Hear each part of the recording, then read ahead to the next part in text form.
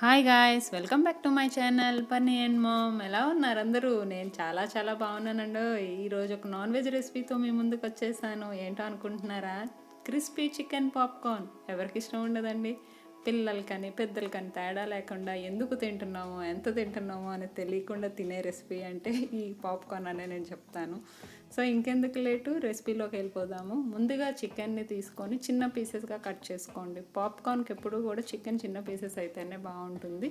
దానిలోకి తగినంత ఉప్పు, కారము, ధనియాల పౌడర్, గరం మసాలా పౌడరు, కొంచెం పసుపు, 2 స్పూన్స్ పెరుగు, 2 స్పూన్స్ కార్న్ఫ్లోర్, కొంచెం అల్లం వెల్లుల్లి పేస్ట్ అన్నీ కలిపి బాగా కలుపుకొని మ్యారినేట్ చేసుకోండి. ఒక 4-5 అవర్స్ మ్యారినేట్ చేసుకుంటే సరిపోతుందండి. చికెన్ పీసెస్కి ఆ మసాలా అంతా బాగా పడుతుంది. నెక్స్ట్ మనం కోటింగ్ కోసం కార్న్ఫ్లెక్స్ తీసుకుంటాం. ఈ కార్న్ఫ్లెక్స్ అనేది ఇప్పుడు ఎక్కడ పడితే అక్కడ సూపర్ మార్కెట్స్లో కానీ ఎక్కడైనా నార్మల్ షాప్స్లో కానీ బాగా దొరుకుతుంది. దాన్ని రఫ్గా గ్రైండ్ చేసుకోండి. మరీ ఫైన్గా గ్రైండ్ చేసుకోకండి. రఫ్గా గ్రైండ్ చేసుకుంటే నా క్రిస్పీనెస్ అనేది వస్తుంది.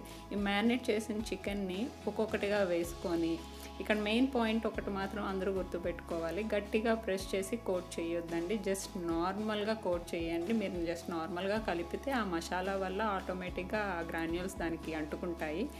సో ఎక్సెస్ ఉన్నదంతా దులుపుకొని తీసేసుకోండి. గట్టిగా మాత్రం కోట్ చేస్తే అస్సలు క్రిస్పీగా రావు. ఈ పాయింట్ కంపల్సరీ గుర్తుపెట్టుకోవాలి. యాక్చువల్గా ఏంటంటే అన్నీ అవైలబుల్గా దొరికే వాళ్ళకి ఈ ప్రాబ్లమ్స్ ఏమీ ఉండవు. ఎప్పుడైనా కావాలంటే బయట నుండి తెచ్చుకొని తినేస్తారు పిల్లలు అడగగానే. కానీ మాలాంటి దొరకలేని వాళ్ళ పరిస్థితి ఏంటంటే తప్పకుండా ఇలాంటివి ట్రై చేయాల్సి వస్తూనే ఉంటుంది ఎప్పటికీ కూడా. మా అమ్మ ఎప్పుడు పడితే అప్పుడు అమ్మ ఫ్రైడ్ చికెన్ అంటుంది. నేను అప్పటికప్పుడు ఎక్కడి నుండి తీసుకొస్తాను. సో దానికి ఆల్టర్నేటివే ఇది. కేఎఫ్సీలను అయితే మనం తీసుకురాకపోయినా అట్లీస్ట్ ఆ ఫీల్ని అయితే ఇవ్వగలుగుతాము ఇలాంటి రెసిపీతోని. సో మీరు కూడా ఒకసారి రెసిపీని ట్రై చేయండి, మీ పిల్లలకి పెట్టండి. ఎలా ఉందో నాకు కమెంట్ సెక్షన్లో కమెంట్ చేయండి. మిగిలిన రిమైనింగ్ పీసెస్ అన్నీ కూడా అలా కోటింగ్ చేసుకొని తీసేసుకొని నెక్స్ట్ డీప్ ఫ్రైకి ఆయిల్ పెట్టుకోవాలి. ఇక్కడ ఇంకొక పాయింట్ కంపల్సరీ పాటించాలి ఈ రెసిపీ చేసేటప్పుడు. ఆయిల్ పీసెస్ వేసినప్పుడు మాత్రం బాగా వేడిగా ఉండాలి. అప్పుడే క్రిస్పీగా వస్తాయి, లేకపోతే క్రిస్పీగా రావు. ఒక 2 మినిట్స్ తర్వాత మీడియం ఫ్లేమ్లో పెట్టుకొని ఫ్రై చేసుకుంటే సరిపోతుంది. మీరు కానీ ఫస్ట్ టైం నా ఛానల్ చూస్తున్నట్టయితే ప్లీజ్ సబ్స్క్రైబ్ చేసి సపోర్ట్ చేయండి. ఇలాంటి మరిన్ని కొత్త వీడియోస్తో మీ ముందుకు వస్తుంటాను. మీ సపోర్ట్ నాకు చాలా అవసరం అండి.